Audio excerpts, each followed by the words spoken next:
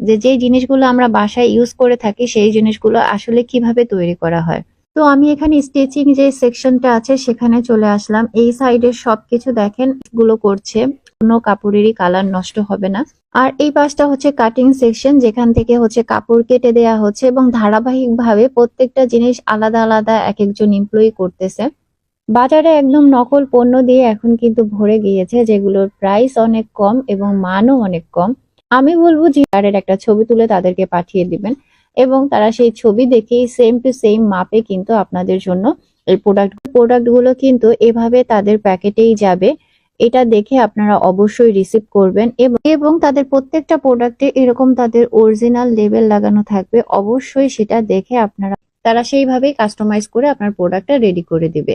আর এখানে এই যে অরিজিনাল তুর্কিশ যে কভার গুলো সেটার ম্যাটেরিয়ালটা দেখিয়ে দিচ্ছি।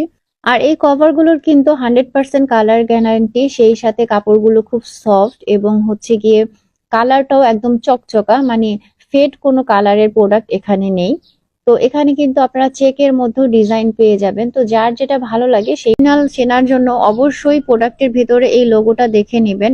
আর বিভিন্ন নকল পেজ বা নকল প্রোডাক্ট দিয়ে কিন্তু এখন মার্কেট ভরে গিয়েছে।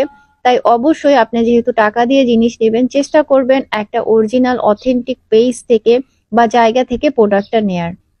আর এই সোফা কভার গুলো লাগানো কিন্তু খুবই ইজি এবং খুব সহজে কিন্তু ওয়াশ করা যায়, ময়লাও কিন্তু বসে না এবং দীর্ঘদিন ব্যবহার করা যায়। সোফায় লাগানোর পরে ভেলভেট বা তুর্কিশ সোফা